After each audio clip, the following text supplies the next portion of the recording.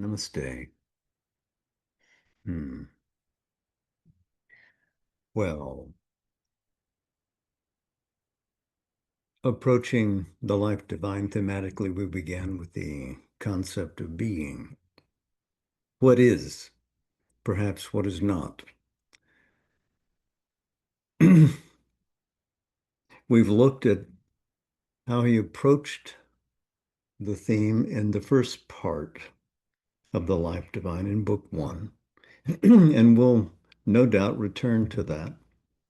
There's much yet to do, especially as regards the ordering of the worlds. But when he came to revise the Life Divine and take the original articles on the Arya and form them into a book, he did substantial revision to many of the chapters, set some aside, rewrote them, and wrote new chapters. And right at the start of book two, he takes this one up. What is the indeterminate? What is being if it is coming out of an indeterminate? So this chapter returns to his original query. He wanted clearly to explain more fully what his metaphysical and psychological insights were than he had done in the first. He said later that he felt that he had written too little in the first book, and this chapter somewhat redresses that because he enters into some of the big questions that confront us here.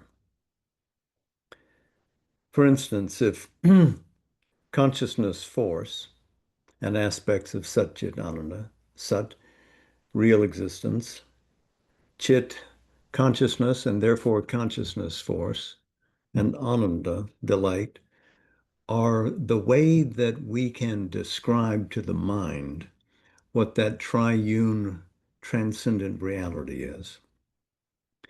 Then how is it that this consciousness force, who we take to be the omnipresent creator of the worlds of nature, does it? And if consciousness has as its primary signature knowledge, then how do we arrive at ignorance in the cosmos? And how do we glance up and see what is above us? Light to darkness. How is it that life obtains in a field of general death? How is the infinite compelled to constellate itself in a cosmos? This seems paradoxically indeterminate. Too many questions, not enough answers. The infinite existence, the infinite non-being,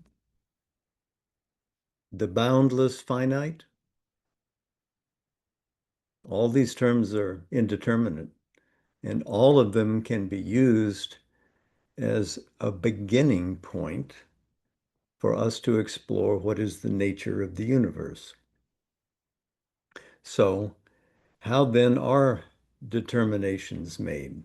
Whether they're bounded and limited forms, which is what a determined being would be. What does this mean? So science, approaching it from the material side of things, would reveal an indeterminate existence to be an energy in its formal manifestation, that is, how energy would install itself into limiting bounded forms, carrying waves of its own force into infinitesimals, from an infinite into infinitesimals, which group, coordinate, enlarge, etc. So we can say that there could be a material origination, a material cause. But when we see deeply into physics, we find no beginning point. Even now, all these years after Sri Aurobindo publishes this treatise, we look at it and we find no beginning point. We approach it, but it doesn't seem to come near us. We don't obtain, we do not attain, we do not grasp what that beginning might be. The occasion of the beginning of the universe is not the cause of the universe. So, can a combination of molecules, Sri Aurobindo is sort of teasing um, his critics, can a combination of molecules account for the creation of Hamlet, of the Republic? It's hard to get from this idea to an artistic creation and say, yes, this was implicate in the ordering of matter. The intrinsic cause, he notes, is undisclosed. We can't say what is the beginning from a material perspective. It seems not only indeterminate, could it be by mere chance? Could it be from a kind of mechanical necessity, ananke to the Greeks? To group those two together, why would consciousness necessarily appear in either? A universe created by chance or a universe created from mechanical necessity? Why would consciousness appear? Why ought it to appear? For Sri Aurobindo, the answer is obvious, and it is immediate to his own experience of self, of cosmos, and of what transcends both.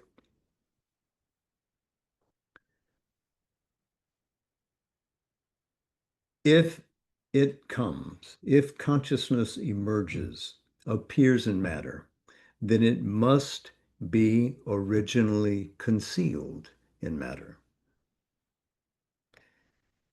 And it is awaking, to his view, the force of evolution to break out of its disguise, its containment in material form. Is consciousness the creator from an original inconscience? Again, there's a fundamental problem there. The absence to view that consciousness would not be present would not be strange either if it was coming, this creation, this movement to manifest either as a supracosmic reality, some kind of God above and beyond the world, or even inside the work of the world, immanent in the work. But if that's so, Sri Aurobindo has a challenge ready. Why result in this strange play? Why revert to ignorance? Why do this so poorly? Why create a universe which is so full of error? If the divine, if God is above and beyond the world, essentially resides above and beyond. Again, this would be a valid perspective for the wondering philosopher if the creator were present while exceeding. He could perhaps work in the world while he kept his station above and beyond. But we're still not satisfied with that somewhat plausible solution.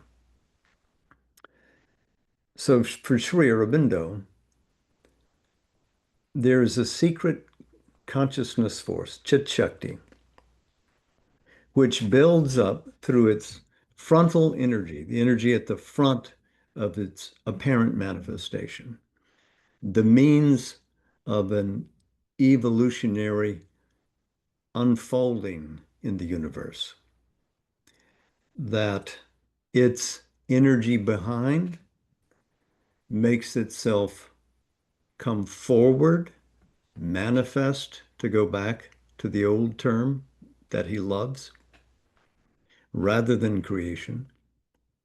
And to that view, the inconscience is necessary for evolution to conjoin opposites, because one of the hidden purposes of the world is to posit the supreme existence as its opposite in a hidden way in our universe.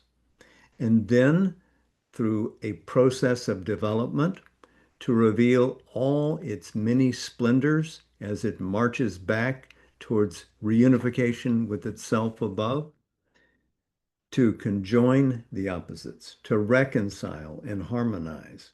And thus, involution, in a way, becomes indispensable. And from involution, we reach the inconscience. Ignorance is born from inconscience, that which ignores its parent being, the real context of its reality, what it is in its deeps. It cannot be permitted to see that at first. It has to struggle to get that by exhaustive effort through the labor of a cosmos. There's a lot of work to do in a universe to be able to reconcile all of this. Not that every particle in the universe must return to this harmonic state, but some significant gathering of elements must do that and do it consciously, representing, as it were, the universe. This is the yoga of descent and the yoga of ascent from a cosmic perspective. So indeed, Sri Aurobindo is writing here when he talks about an integral yoga, he could also call it a cosmic yoga with equal justice. So the determinants here, the limited, bounded beings or becomings that we are here, are appropriate energetic vehicles by which these powers inside the forms express their possibilities. So there's a hidden reality within. Consciousness comes out of inert matter, it seems. There are other invisible to the material view powers ensconced inside that must disclose themselves. This, all of it, is opposed to the mechanical appearance of things. Inconscience hides an immeasurable consciousness. As he's noted in other places, there is a supreme light above, and there is darkness here. But below the darkness is again supreme light. Light, light, only light, he writes in one of his poems. So then, going back to our physics lesson through Sri Aurobindo's eyes, and remember, he's writing this 1939, 1940. So by now, Einstein's theories are pretty well known, at least in common vocabulary. The ideas of quantum are not really understood even today, but they're beginning to be discussed back then.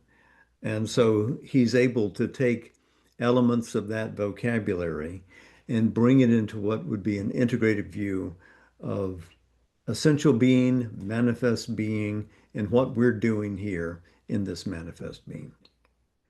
So If energy, power, chit shakti, and substance, sat, are really one, beyond the apprehension of matter-bound measures, measuring out in matter, what are these determined forms, then what we see in operation is hidden to our obvious view, but still there, discoverable, the free variation of an infinite consciousness who's fundamental in nature. That freedom must be here. Seems to be all determined. Different use of the word here, to determine, to establish boundaries, and determinism in philosophy.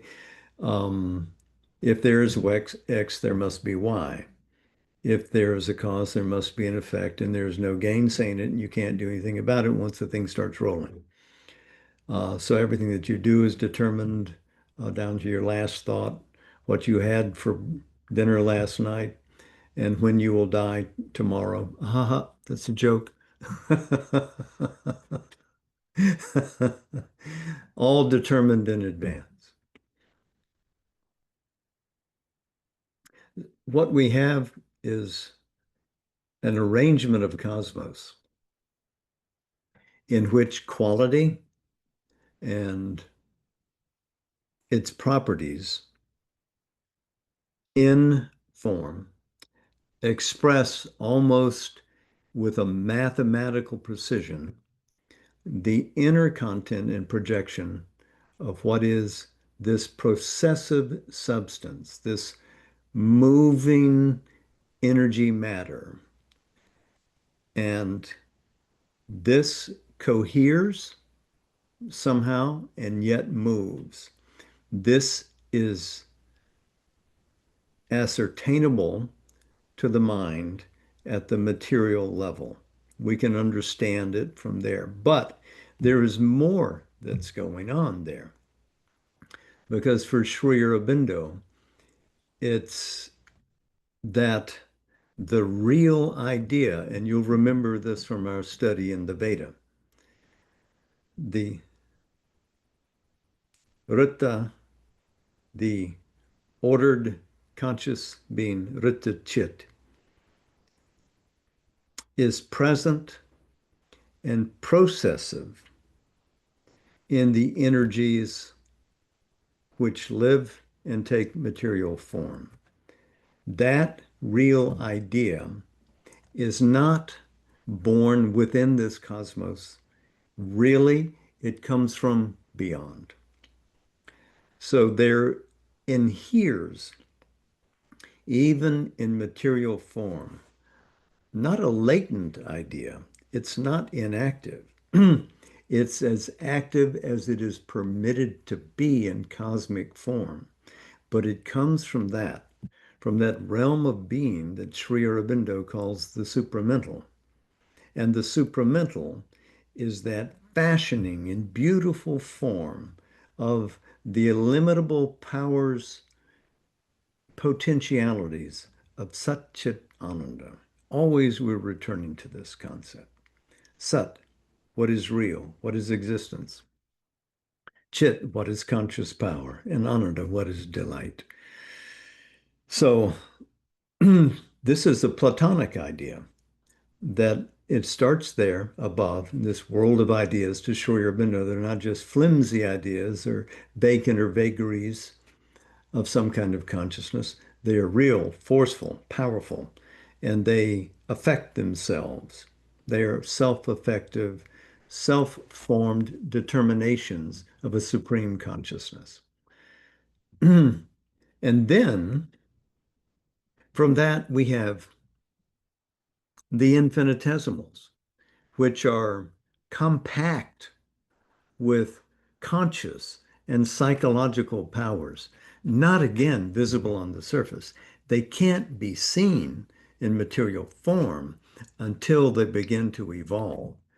But the universe itself, as we've said, is an energetic display of what is in the potentiality of an infinite being. It's not an accident.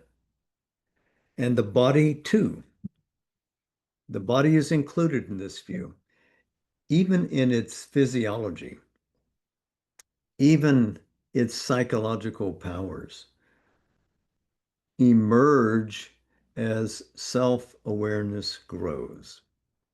And one can impact the other. The flowering of psychological powers can lean back into the body and help offer it luster. I'm talking about the inmost because the mind we can see with its habit of interference can worsen the physical condition and not beatify it. But let's say we bring forth the felicity of the psychic being, of the soul, then we can see what is capable of happening inside the physical being.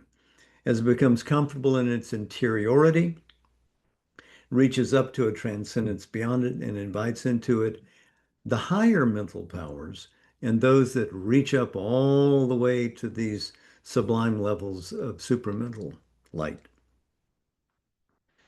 So the body, once impelled forwards, can transmit its powers to the rest of the being because the body has a power of light inside of it. The substance of our tissues have something to teach life, have something to teach mind. The body is not honored, and it should be. Two, there is a sleep within us, not simply behind in the invisible worlds of mind, life, and the body, sukshma sharira, subtle physical, but also in the subconscient. There's a rich store of conscious possibility if we can become aware of it, because we go high enough to be able to dive down deep enough, we can enrich the cosmos and our own lives by understanding the currents of its energies and what wealth of experience is there, that the whole of the cosmic manifestation has not been lost. It's not lost in time. It is concealed there waiting for our discovery. Well, something has to happen to change our situation. A spiritual entity, Sri Aurobindo asserts, ensouls the substance, brings soul into the substance of the body, the power of the life, the limited illumination of the mind. And while that covers it up, that entity from within nevertheless is determining. Remember, we're talking about the indeterminate here. That inner entity, the psychic entity, the psychic essence, the psychic being,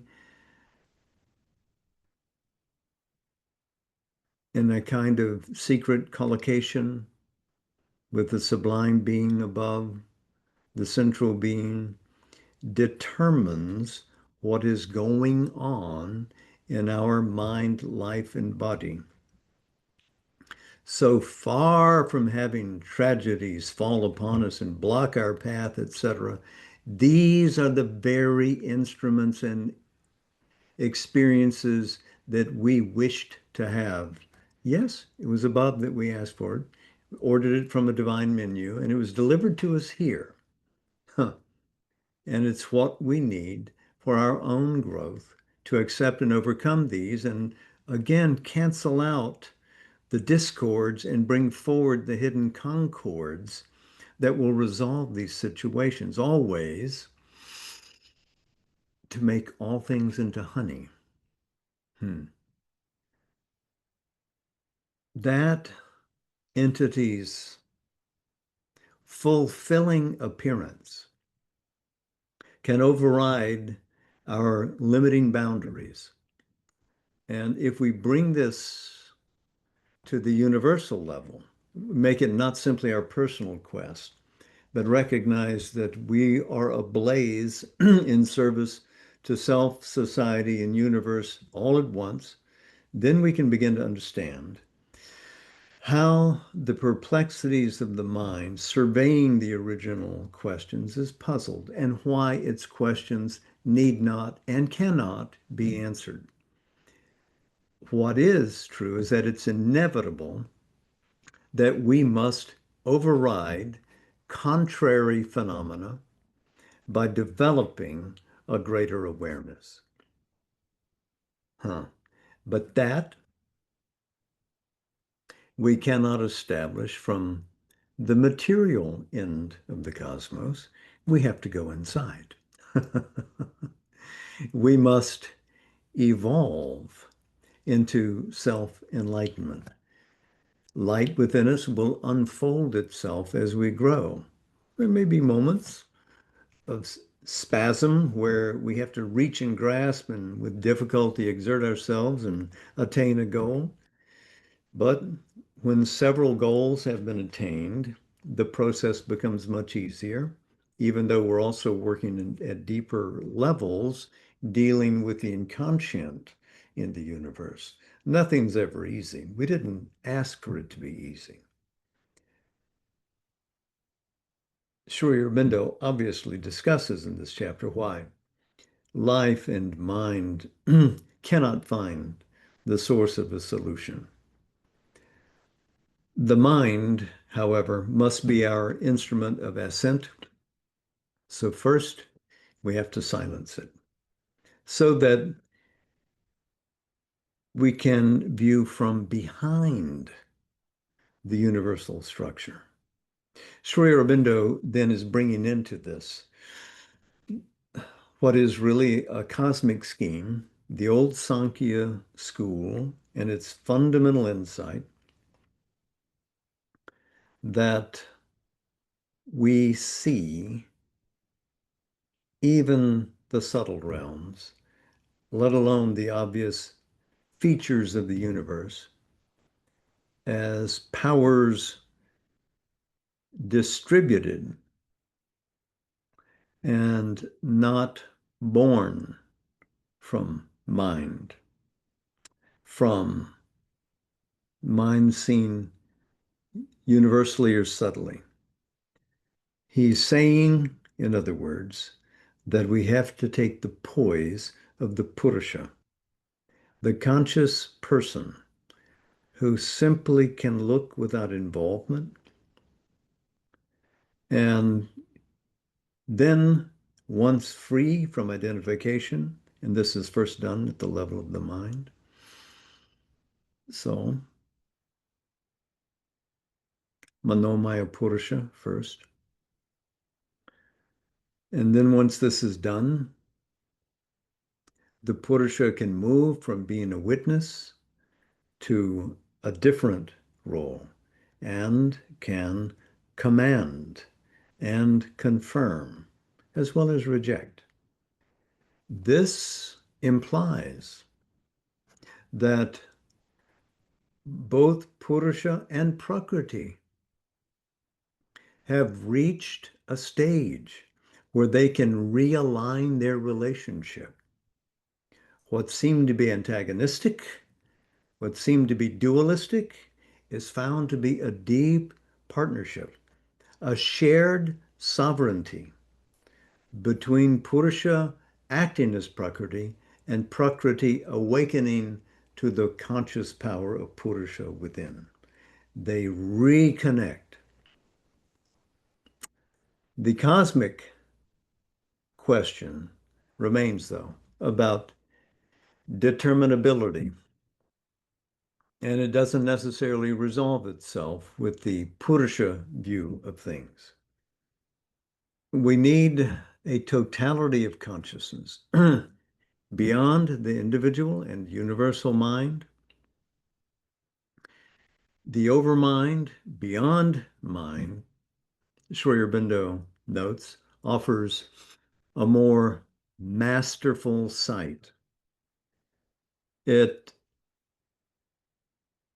takes into itself both the universal and the individual and can perceive that both are formed by a transcendent reality.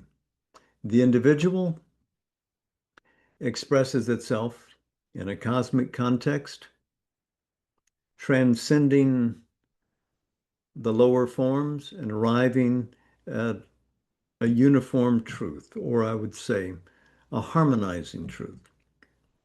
The problem, though, at the overmental level, vast as it be, is that it permits each possibility to address itself to reality. And so you still can fall between two stools, uncertain as to how to assess and assign responsibility into any of the cosmic functions, let alone their origin. It does not decide. Sri Aurobindo says there, we have to recognize that the self in its reserved posture as a Purusha and the self in dynamic definition as a moving multiple universe both have truth.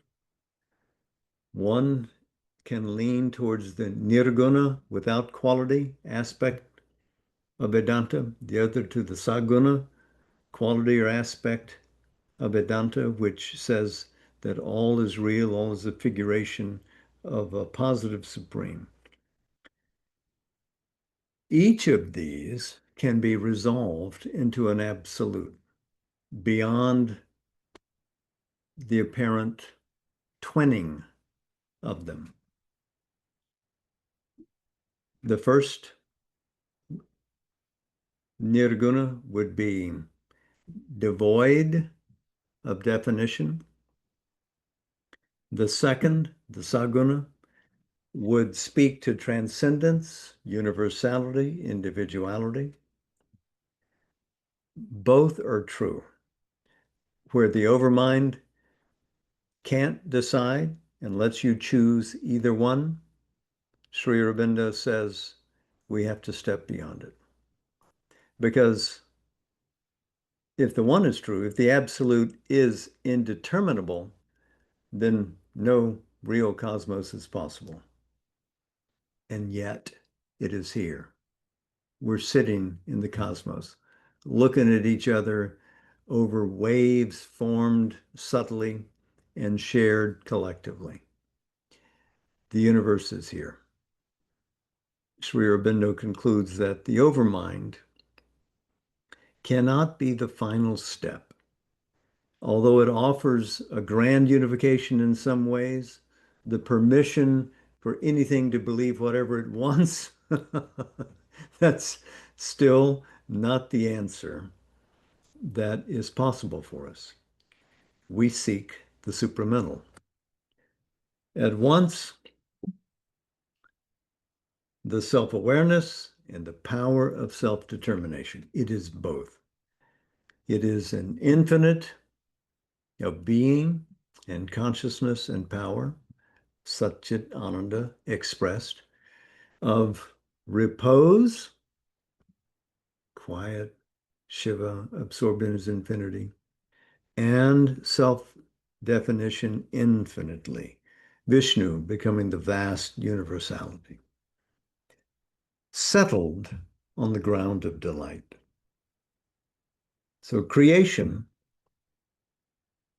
or manifestation comes from one's own being, from Atma Shakti, the power of the self, to order its infinite possibilities from the infinite in a compressed figuration that we call universe. With a mental view only, we see incompletely the process of complete distribution of being into forms and becoming. We don't have the sight that goes above or the sight that goes below, we can only see the appearances and measure them with the instruments that mimic our powers of perception. We look at all those potentialities and we think they're possibilities. We miss, we miss the imperative moving behind, and we miss the all-embracing lattice work, the knitting that embodies truth in the universe in significant forms, forms that signify, powers that express the all existence. But all is not lost. We can make a leap in consciousness, leave behind the dividing mind, and meet the absolute truly first in intuition. We can, from an evolution that leads us to that ray of light that offers us a penetrating insight like a stroke of lightning, see what is Satchit Ananda, see what might be the supramental. In other words,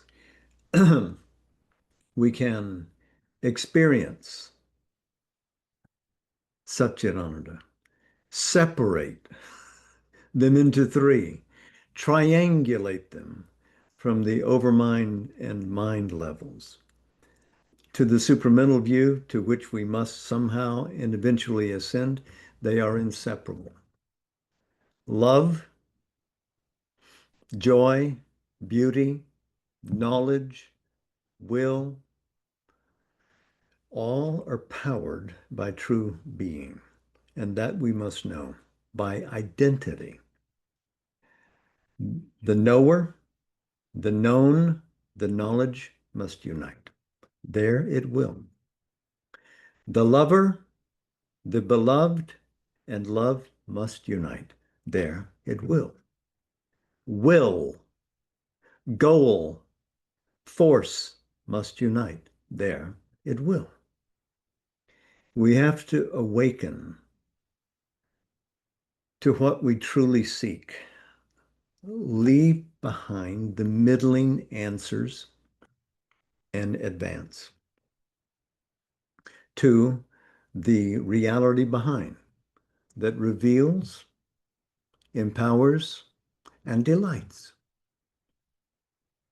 Even our limited views, though, even our false steps and distortions hide a truth within. Remember the imperative nature of that which is working within limited and distorted forms, driving everything according to a divine teleology, not a philosophic teleology, to a foreseen goal. And capable of forgetting what is its goal so as to enjoy the discovery of each element of its lost being returning to light. So, indeterminability, like identifying ourselves with Satchit Ananda, to hold indeterminability is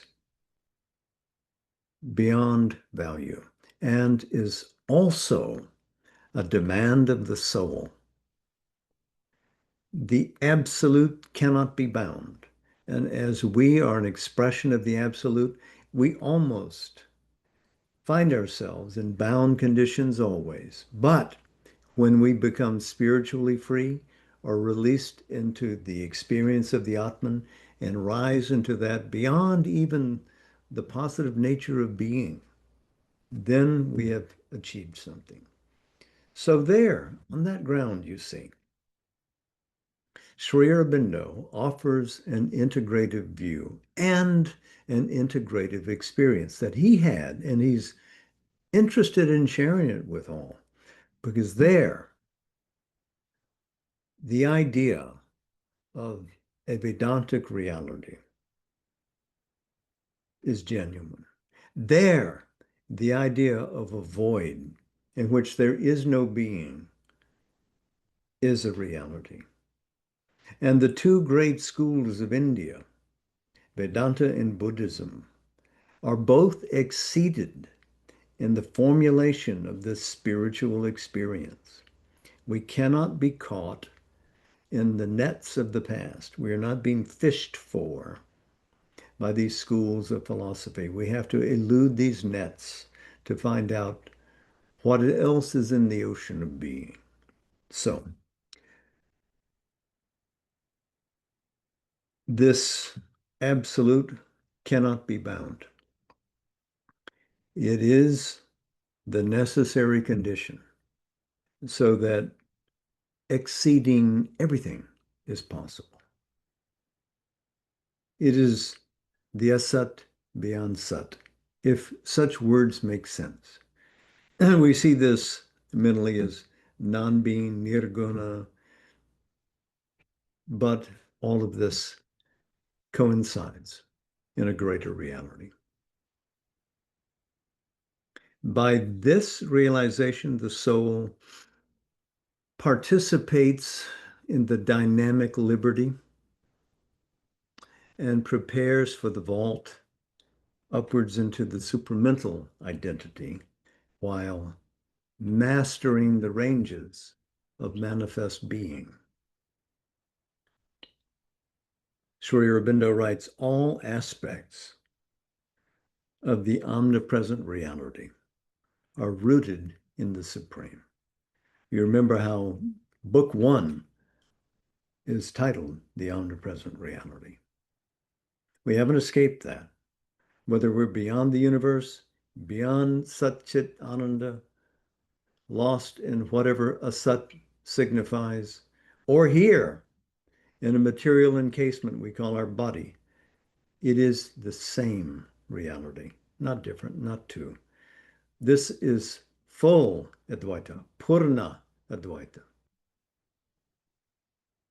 So the idea that the universe is imposed upon us, no. Sri Aurobindo says there is no imposition. We are not being tricked. There is not some super Maya that's trying to fool us, cunningly deceive us into being errorfully identified with cosmic and personal growth. No, it is all real.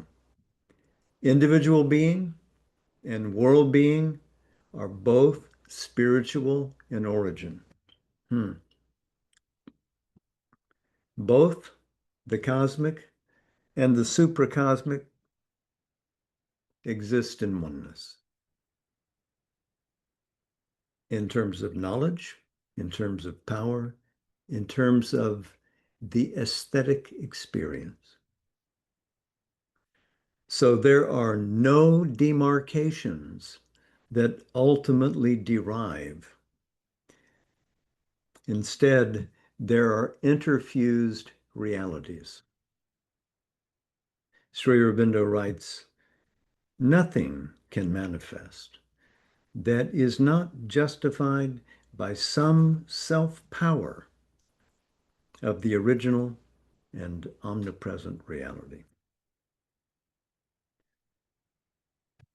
So I think we've gone a good distance with that this evening. So I hope that we have outgrown some of the perturbations of philosophy and are ready for some of the sublimities of poetry. Let's look at Sri Aurobindo's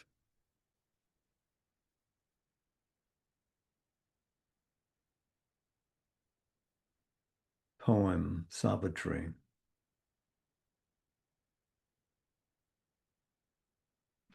Let's start on page 43. We're in the Book of Beginnings, Canto 3, the Yoga of the Soul's release.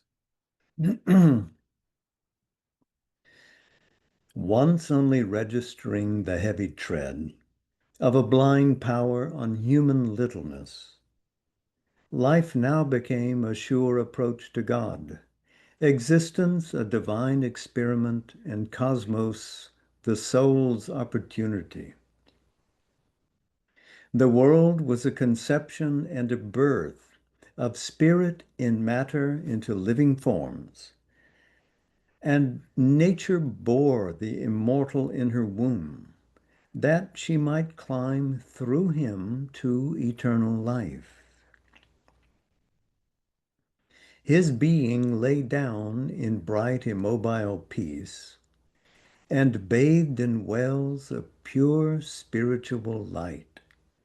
It wandered in wide fields of wisdom's self, lit by the rays of an everlasting sun. Even his body's subtle self within could raise the earthly parts towards higher things and feel on it the breath of heavenlier air. Already it journeyed towards divinity. Upbuoyed upon winged winds of rapid joy, upheld to a light it could not always hold, it left mind's distance from the truth supreme and lost life's incapacity for bliss. All now suppressed in us began to emerge.